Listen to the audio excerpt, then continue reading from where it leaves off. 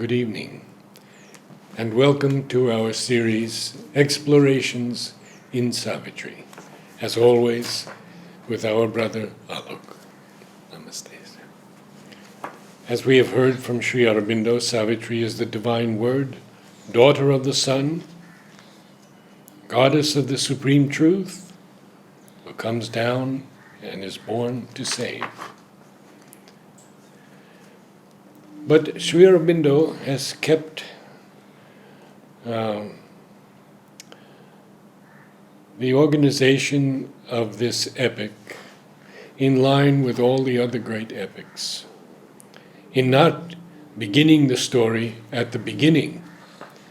We only learn about Savitri in Book 4. And what do we have prior to that? Well, we have, of course, the first book, Canto 1, The Symbol Dawn, and here, for the first time, we hear Savitri's name. And Savitri, too, awoke among these tribes that hastened to join the brilliant summoner's chant, and lured by the beauty of the apparent ways, acclaimed their portion of ephemeral joy. Akin to the eternity whence she came, no part she took in this small happiness. A mighty stranger in the human field, the embodied guest within made no response. The call that wakes the leap of human mind, its checkered, eager motion of pursuit, its fluttering-hued illusion of desire, visited her heart like a sweet alien note. Time's message of brief light was not for her. And then he speaks of what she is. But we don't know yet that she's the Divine Mother. He just gives us a hint here. I think Mother uses the word the great secret with regard to the divine birth in matter.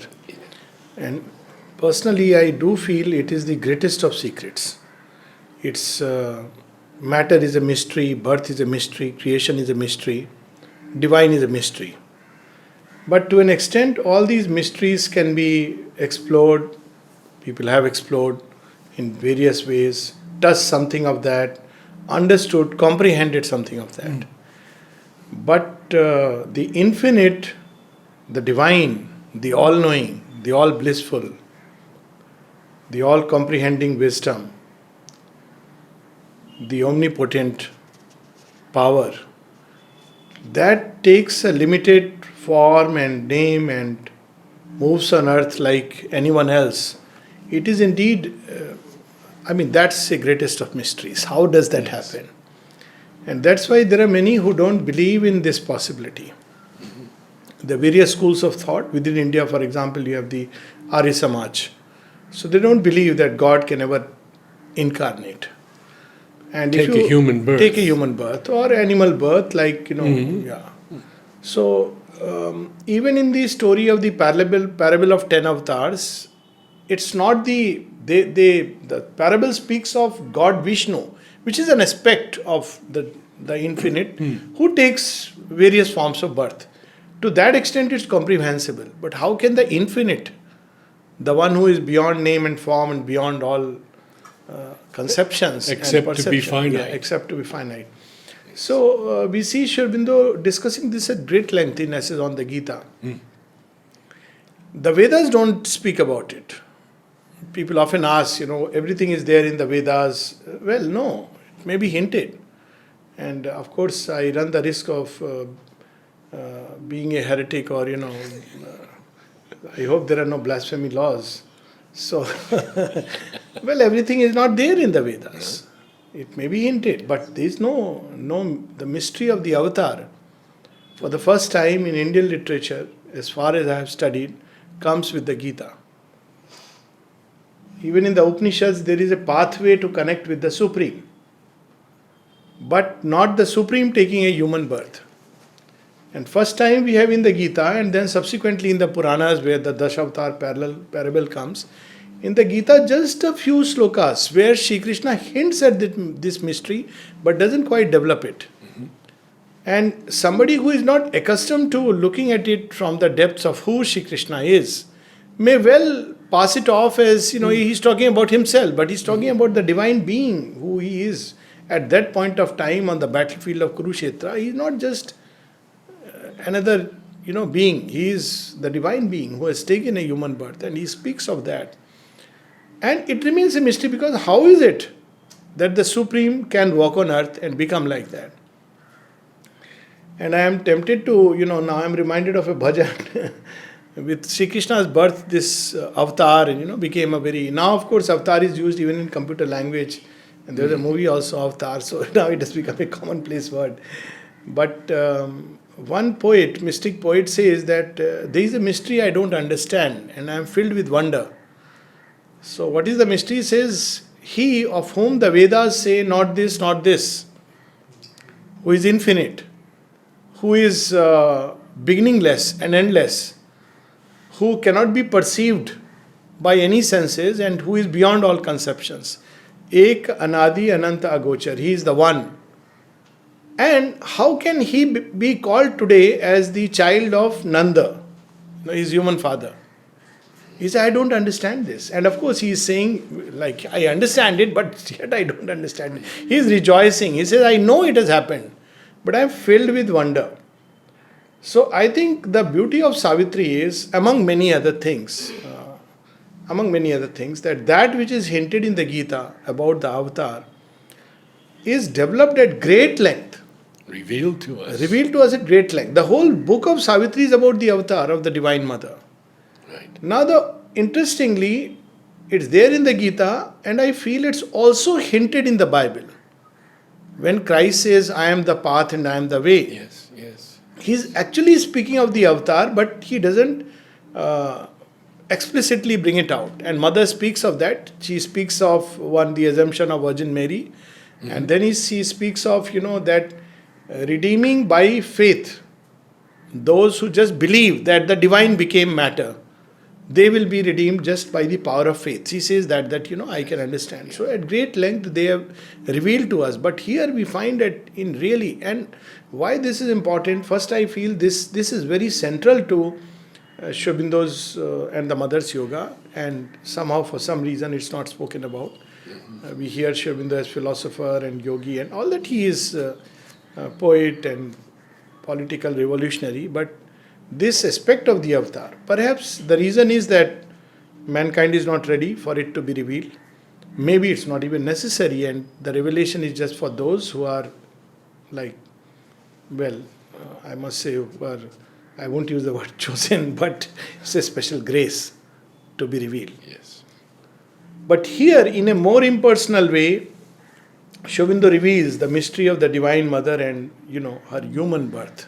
Yes. And that's what the passage you read, it's very interesting because it starts a few lines above about the humanity and the divine who has taken a human birth, though he is not yet using the word divine.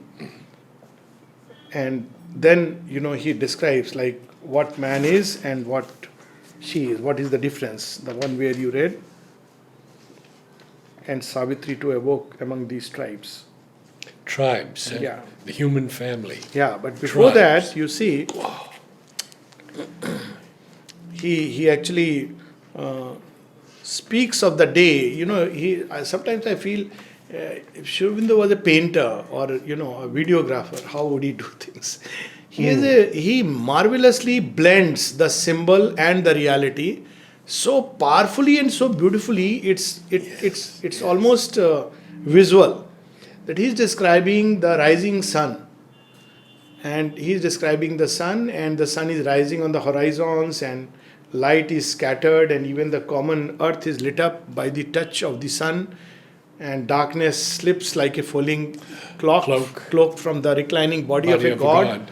Yes. And then, after all this, on page 6, he starts with, there was the common light of earthly day. There are very few who are really awake to see the advent. Yes. Yes. And then the light comes and diffuses in earth nature, which is what we see in Mother and Sri Aurobindo's action. It is diffused in earth nature. It's now come, it's become a part and parcel. So it will carry on the evolution. But very few realize the import of the divine birth. So we see there was the common light of earthly day, and then he speaks of how humanity wakes up. It's always slow to respond. Yes. So we have these lines, affranchised from the respite of fatigue. Now again, how Shobindu uses these words, affranchised. It's you wonder, it's a business word, and he's affranchised from the respite of fatigue. Once more, the rumor of the speed of life pursued the cycles of her blinded quest. So light is there. This is a message of the mother. It was there in, I think, 1994 Sunil Das music. The door is open. You have only to step in. Yes. So the light is there. And look how he uses the rumor of the Rumor, speed of yes. So rumor is when people wake up, they first, get on to what happened last night. As if if they didn't watch the news, God knows, creation may fail. So rumor of the speed of life. All around, everybody, the milkman. And in India, you will see this image. Morning is full of noises and sounds and birds and Absolutely. everything is so full. I mean, in a sense, it's warm. There's a warmth in it. And there's your line, all sprang to their Unvarying unvarying daily acts. So everybody gets up that today is my this work routine, mechanical routine. The 1,000 peoples of the soil and tree, what a use of the word peoples, obeyed the unforeseen instant's urge. And look at the profound psychological insight that's how we live our life, so mechanically, so routinely. We think we are alive, but Mother says in the agenda, I have met, people draw a sharp distinction line between the alive, between the living and the dead. Yes. But it's not true. Yes. And she says there are many whom we call as dead, but they are very much alive. Right. And then she adds, almost ruefully, but there are many alive who are dead. Unvarying daily acts. You get up in the morning, you have a set of routine, and you're just doing that. You're just obeying, like it's almost like an animal life, and The instant urge, yes. instant urge. And leader here with his uncertain mind. Now this, several places I said in Savitri is full of irony, subtle humor. So leader. Now imagine a leader who doesn't know his mind. So, it'll be very dangerous to walk with that leader. Because the leader should be very decisive. For good or for bad, he should know what he's going to do and take the decision. But a leader who cannot decide, who is dilly-dallying, veering this way, that way, is no leader. But he's the only one, Only one. alone, who stares at the future's covered face. Yes. Man lifted up the burden of his fate. Because he doesn't know. So he thinks he is the one who is going to make his future. Yeah. And then this line strikes you. You see, with all these images that morning has come and people have woken up and birds are chirping and everybody is going to their daily acts. Now Shobindu, what a way he introduces and makes the symbol equal to the truth. Just as the sun has arisen, and Savitri too awoke among these tribes.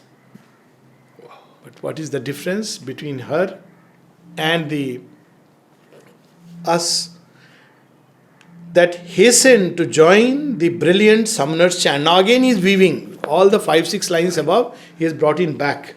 Yeah. After making Savitri wake up, he speaks of that these tribes who are hastening to join the brilliant summoner, sun. What does the sun invite us to? Possibly he says, come, I am waiting for you, light. But we don't take that climb. And he's a summoner with a capital S. Yes. So, and imagine, how does the sun summon us? He sends the summons through light. Wake up. And lured by the beauty of the apparent ways, acclaimed their portion of ephemeral joy. So I often see, that's how nature binds us. that look, I'll give you our share. And he will say the same thing in issue, where he says, what is that? Joy with its silver bribe, pain with its lash, joy with its silver bribe, guards the wheels circling immobility. Yes. We are moving around the same. Why? Because, for a so-called joy which may get, often we have these stories that I'll turn to God when I'm old. Yeah. And it starts from beginning. Maybe after marriage, maybe after I have a child, maybe after I have a grandchild, maybe grandchild's marriage. So by then, Yama sends a summon. He says, when I came to you as sun, Surya, you didn't listen. Interestingly, in the Vedas, Yama is the shadow of Surya. So Surya is the guardian of the higher truth. And Yama becomes the guardian of the lower worlds. That's how it goes. So when we don't listen to the brilliant summoner, so he says, okay, at least you will listen to me, but I can do very little for you. I can give you a complete organ transplant, a complete makeover, changeover, free of cost. That's what he can do. He is a very limited fellow. So, acclaim their portion of ephemeral joy, but now he connects with the avatar, akin to the eternity when she came. No part she took in this small happiness, a mighty stranger in the human field. And then a few lines below, what is the heart of the avatar? We have image of saints and yogis and sages who are all the time in a state of inner calm. Yes. But the avatar is fire. That's why Savitri will tell Death later on, I cherish God the fire, yes, not God the dream. So she comes with that fire. So we have a few lines below. In her, there was the anguish of the gods. So what is the anguish of the gods? The anguish of the gods is that for millenniums and millions of years, they're trying to shape a vessel fit for the divine to inhabit. And they're not able to, because the response is very poor. The clay is too hard, it breaks down, and their messages get diverted. So, time to time, the divine himself comes and says, okay, I'll give the mastering touch when the play becomes too dramatic. So he says, look, I'll come and give that little touch, tweak it a little more. And that line where a very poignant line where he says, one man's perfection still can save the world. Yes, that's true.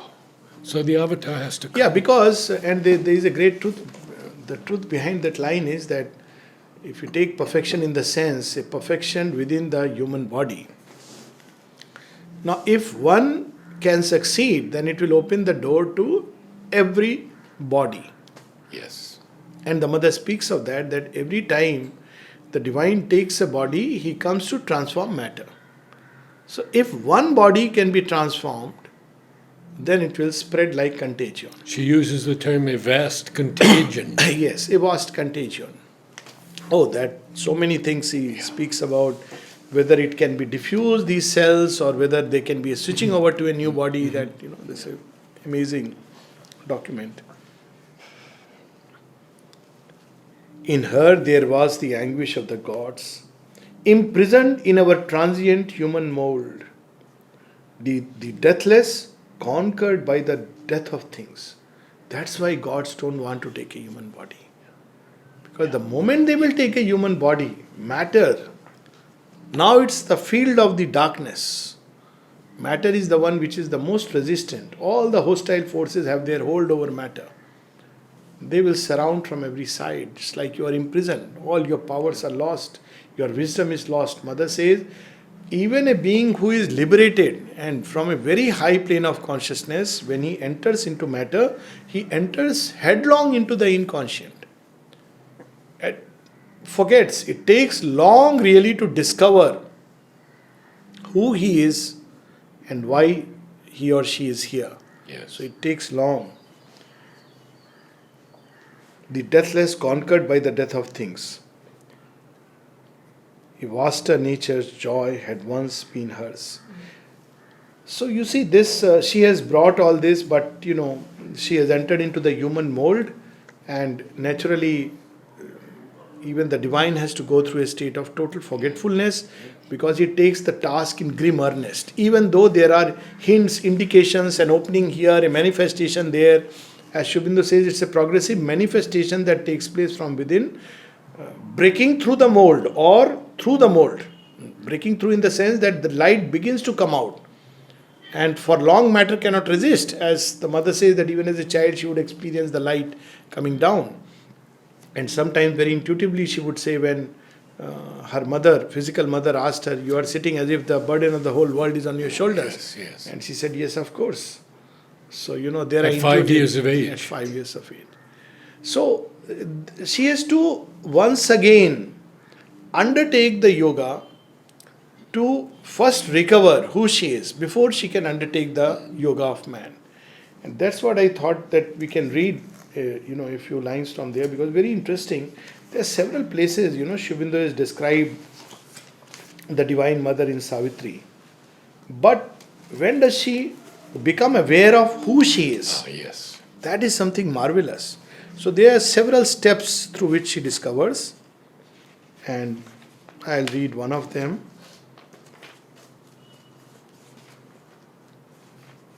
Yes.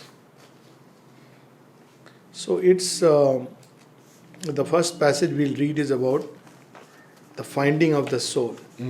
She finds her soul. Now, it's very interesting because it raises another question, which maybe we can take up some time. But it's a very nutty question.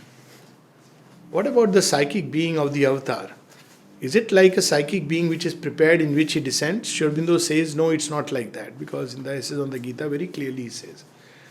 But the avatar follows a line of evolution, that is also true. Many are my births, says Krishna. And the mother refers to her own and Sri Aurobindo's births. So it seems that just as there are many psychic beings or the seeds which have come into the play, the divine descents also enter into the play at a given point of time, and there is the central being which is watching over from life to life till a time comes when the full-blown manifestation of the avatar, which has already been foreseen, would take place. This is the way I understand it. So how she becomes aware of who she is, they are very powerful lines. Page 525.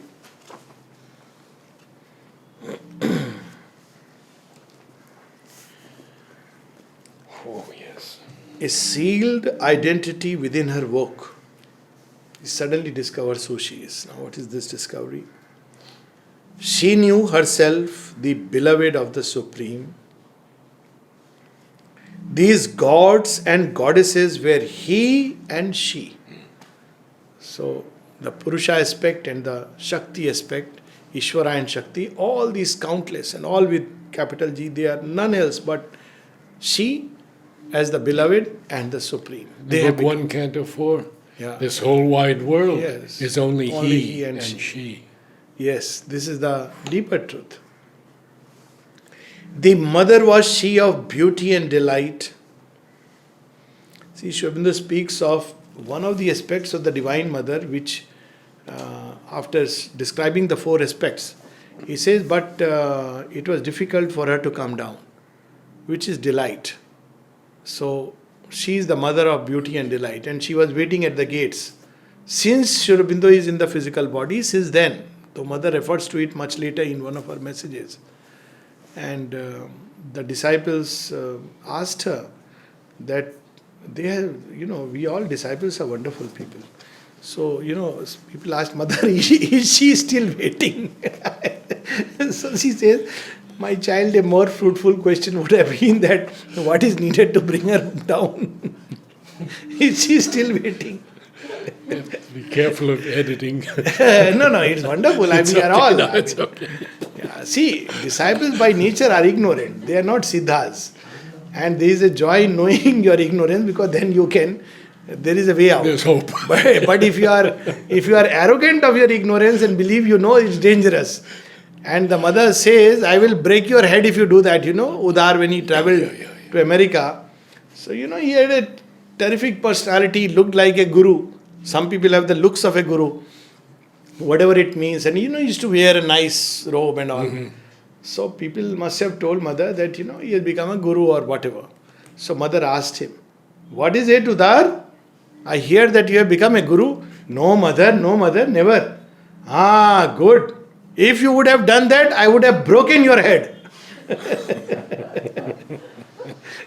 If you would have done that, I would have given a blow and broken your head. And it's true, because guru is a limitation. There is a double sense in it. One is broken your pride. Second is that liberated you into the infinite. When you would realize that where is the guru? There is only one, infinite. So, mother's remarks. So, she discovered this, that she is the mother of beauty and delight. And then she said that, why didn't any of you ask me that, mother, you are there, why didn't she come down? So all these questions. Yeah.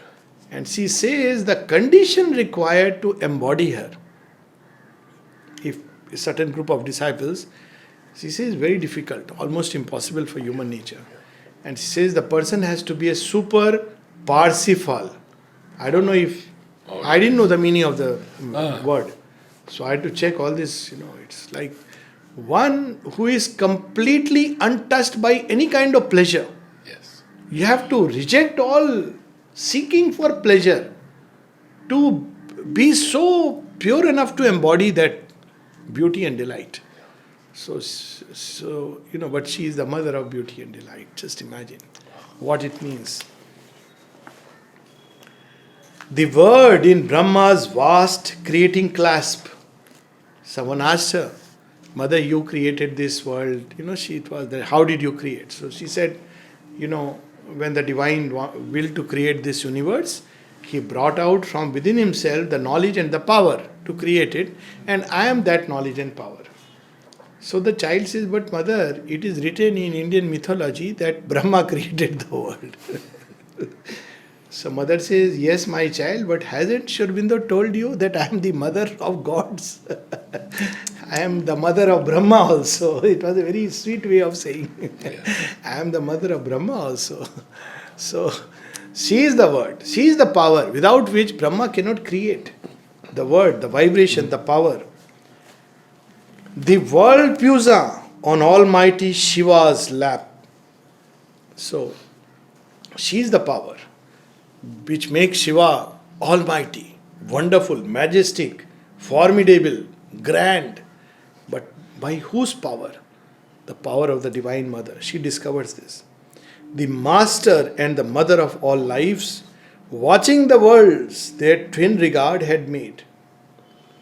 And Krishna and Radha, forever entwined in bliss. All this she discovers. The adorer and adored, self lost and one. So here the symbol of Krishna and Radha, because many people, now the images of Krishna and Radha as they have come down now is all about vital love. So people asked this question to Sri Aurobindo, and the mother replied. I think it was Sahanadi. So the question was asked to Sri Aurobindo and the mother would reply. And she says that, the images which have come, there is another letter of Sri Aurobindo also to that extent, that we have to take them as the relation between the soul and the divine. And the images which has come in later in the Puranas are basically images from the vital world. So it is not about the vital. That is a human distortion which has creeped in. And understandably, because the Vaishnavas tried to purify the vital by sublimating it and fell down in the process. But it was an effort. Sri Aurobindo speaks of that. Yes. So this is the adorer and adored, self lost in one. So symbol of Radha and Krishna is that by adoration, by worship, by unconditional self-giving, which Radha symbolizes, the height of love for the divine, you can become one with the divine. So much so that the divine obeys you. And that's the origin of the Tantra, which goes by, the Vaishnava Tantra. There is a whole poem by Jayadev, where he speaks of Krishna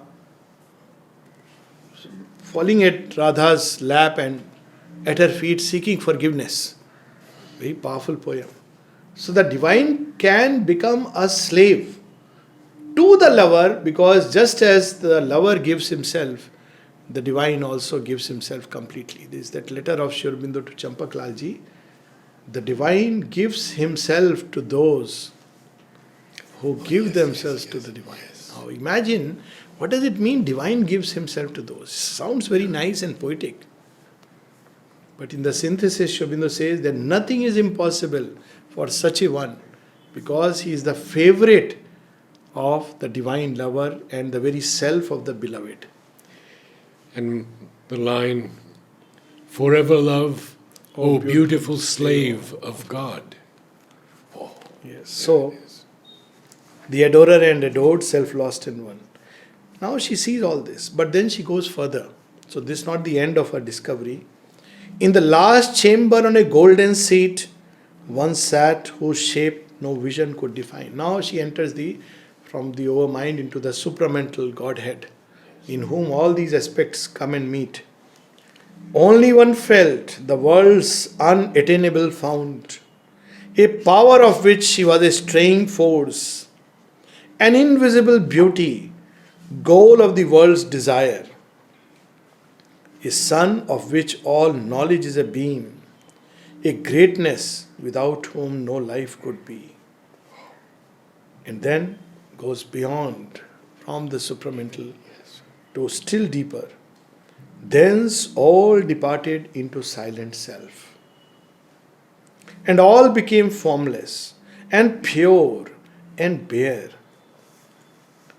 Then through a tunnel dug in the last rock, she came out where there shone a deathless sun. Now it's very interesting that suddenly the image changes into, is such a beautiful description. Where is this rock suddenly coming in? Because he is journeying within. And so this last resistance of matter which you have to eventually give in to utter that utter identity, it's denied, because it is said in the ancient traditions that if it was to happen, then the body will melt away. yes. So some of the ancient yogis speak of this, and they say that they hold themselves at a certain point and they don't cross this last rock, because if they were to cross it, there's every likelihood that they may not be able to come back. They will completely trip. When Mother was asked these questions, he said, yes, it is true, it is said like that. But Sri Aurobindo and myself went through that. So they had this experience of going into that ultimate mystery, and yet their bodies didn't dissolve. Though there are strange experiences people used to have with their bodies. So sometimes I feel probably it was like a projection. People would have a darshan and say, Mother looked much taller than what she is. Or they suddenly saw a display of lights all around her.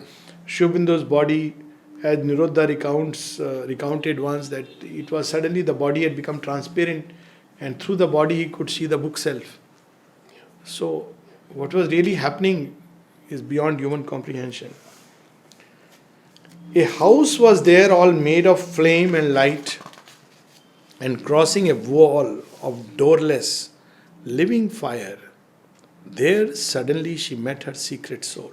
But this does not end here. This is the psychic which has presided. Then the central being.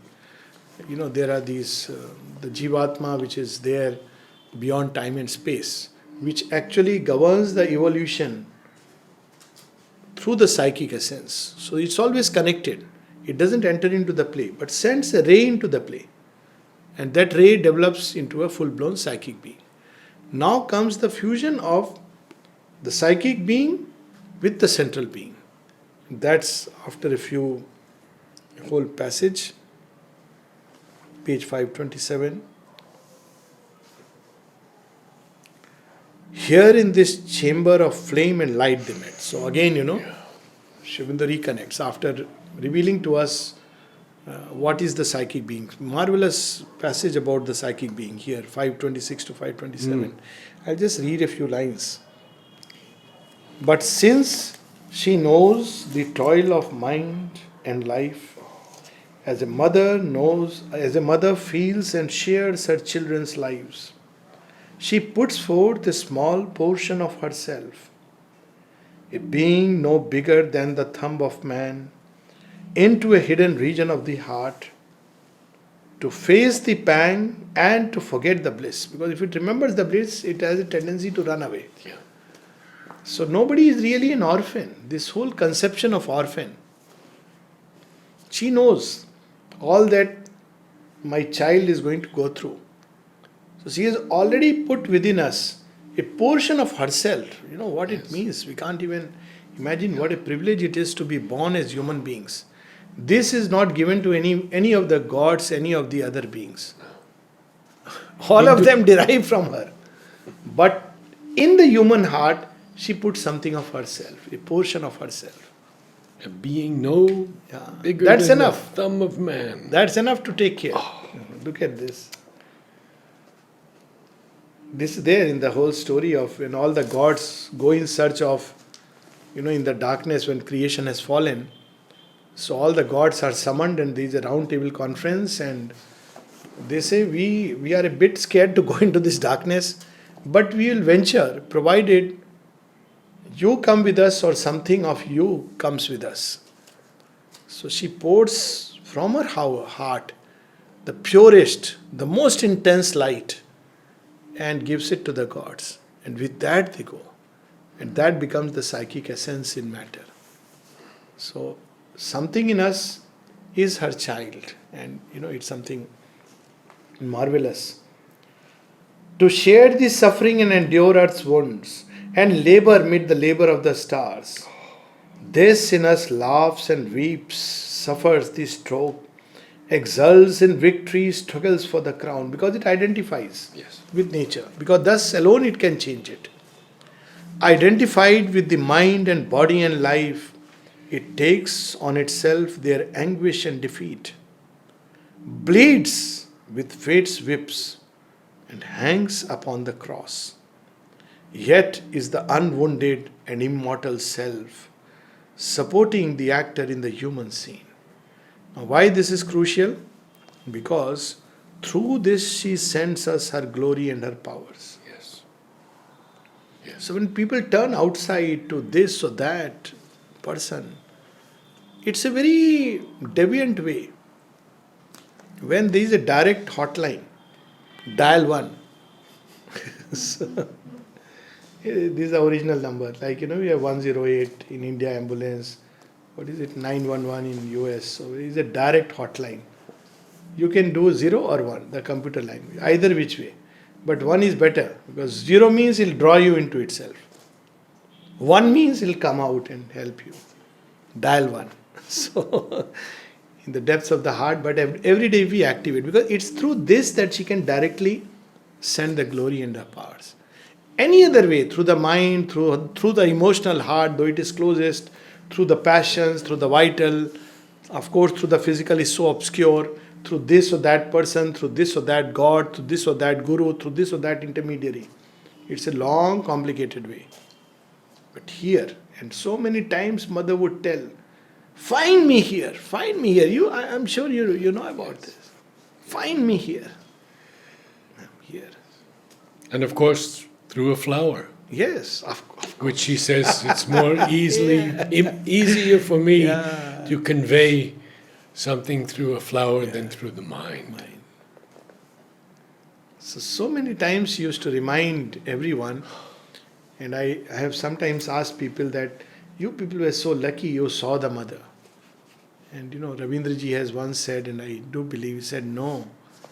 Because we saw her, we were so much engaged with the human part, which is so wonderful, that we never cared to look deep inside to discover her here. And she kept telling us, Very true. go within and discover. But we were so much.